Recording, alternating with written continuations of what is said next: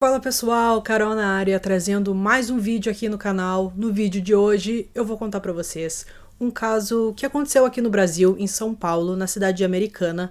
Foi um caso que chocou muito essa cidade, acredito que o Brasil inteiro, pela crueldade de como tudo aconteceu. Já peço perdão pra vocês que a minha voz não tá boa, tô rouca já há alguns dias, mas prometo que vou fazer o possível aqui para esse vídeo ficar agradável para vocês. E então peço a compreensão também de todos, porque hoje realmente a minha voz não tá muito boa. Se você gosta de casos criminais, desaparecimento, mistérios, saibam que todas as semanas eu trago esse tipo de conteúdo aqui pra vocês. Então se você ainda não é inscrito aqui do canal, eu convido você a se inscrever. Deixa o like aqui no início do vídeo para não esquecer e também ativa o sininho, que assim você recebe as notificações. Então bora ver comigo que hoje nós vamos conhecer o caso da família Tempesta.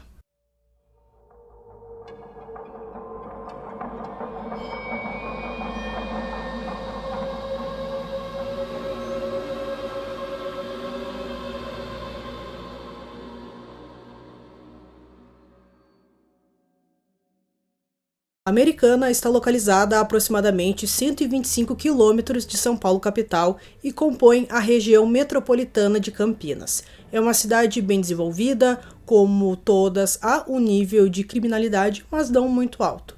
No dia 14 de janeiro de 2009, um crime chocou a cidade.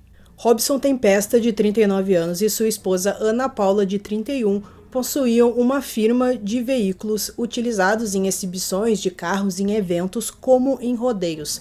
O casal tinha duas filhas, Camila, de 8 anos, e Laura, de 1 ano e meio. No dia 14 de janeiro de 2009, o motorista do Robson tinha combinado com o próprio Robson que, perto ali do final da tarde, ele buscaria o Robson no escritório, só que ele telefonaria quando estivesse tudo ok para o motorista buscá-lo. Só que passou um tempo e o Robson simplesmente não telefonou. O motorista achou aquilo tudo muito estranho, então ele chegou no escritório da família, que ficava junto com a própria residência da família.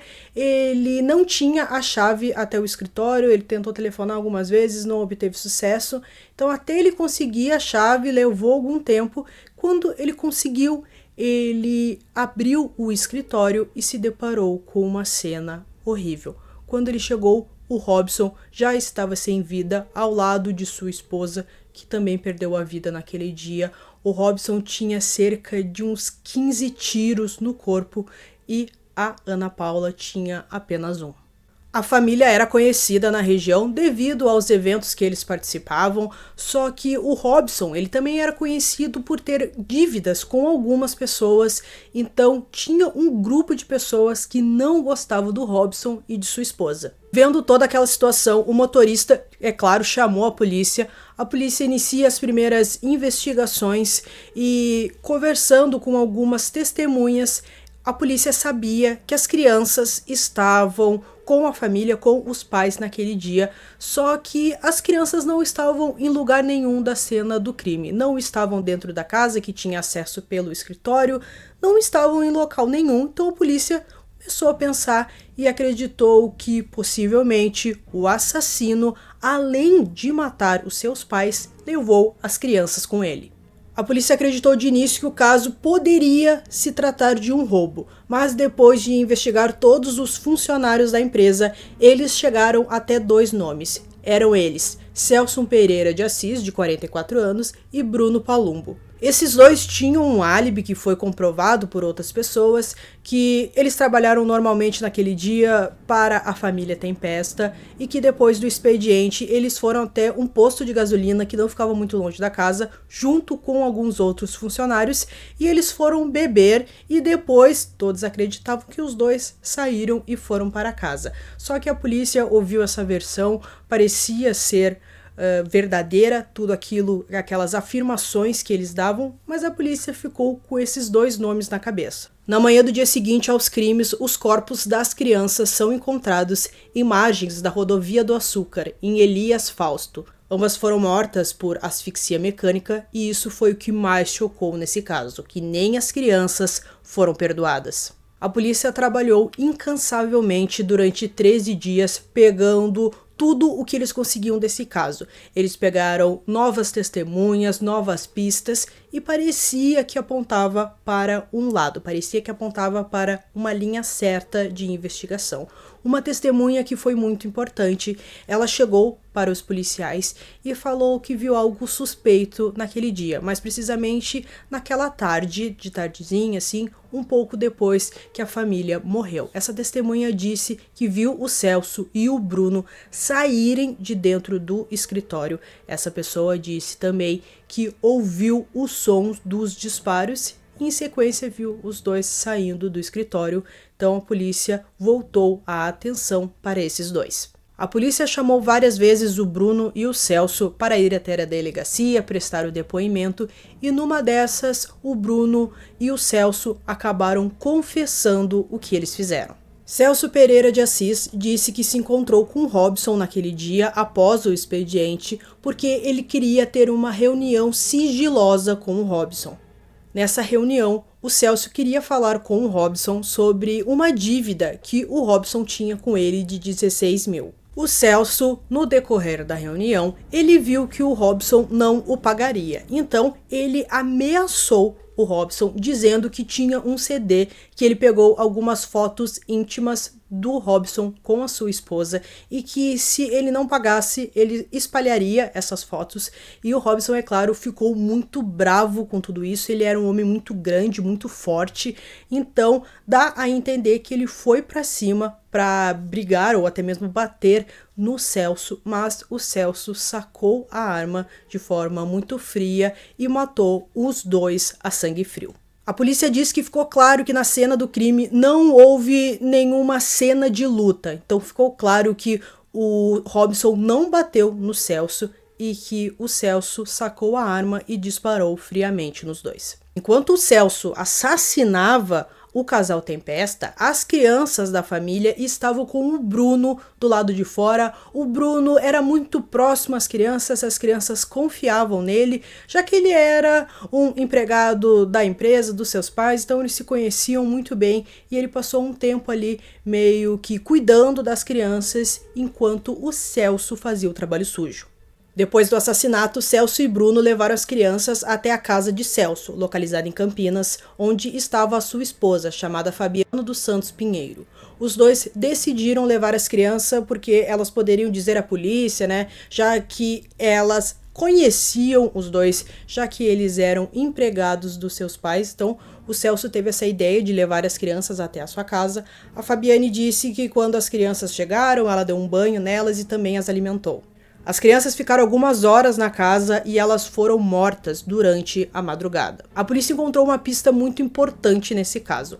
A pessoa responsável pelo assassinato das crianças utilizou um lacre que colocou em volta do pescoço das duas crianças e esse lacre ele deixou algumas marcas. A polícia encontrou na casa do Celso e da Fabiane o lacre que tinha a mesma marca que foi encontrada no corpo das crianças. A polícia também encontrou na casa do Celso o CD que continha as fotos íntimas do casal. Eles perguntaram para o Celso, que de início ele falou que não era dele, que outras pessoas tinham pego essas fotos, que até mesmo usariam contra o Robson, talvez de outra pessoa que estava devendo, então outra pessoa que o Robson estava devendo, isso segundo a afirmação do Celso, que ele não tinha pego essas imagens nem nada e que apenas estava com ele e tal, e deu uma desconversada ali na polícia. O Celso demorou muito para confessar o crime, bem diferente do Bruno, que depois ali de alguns dos seus depoimentos que ele deu, ele abriu o jogo e falou a verdade. Já o Celso foi completamente diferente,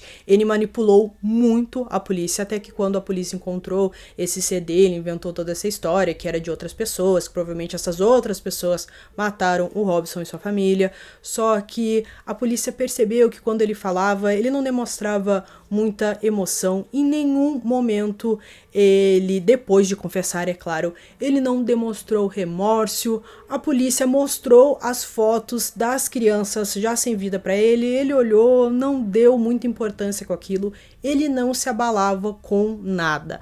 Muitas vezes a população ficou com muita raiva dele, queria linchá-lo, e quando acontecia isso, ele ficava tranquilo, parecia que para ele era mais um dia normal na sua vida. Ele chegava na delegacia, ele dormia no banco, como se realmente ele não estivesse nem um pouco preocupado com tudo aquilo que ele fez. Sabemos que quem matou o casal e depois as crianças foi o Celso. O Bruno teve a participação nesse crime porque, primeiro, ele sabia do que o Celso ia fazer e não avisou ninguém.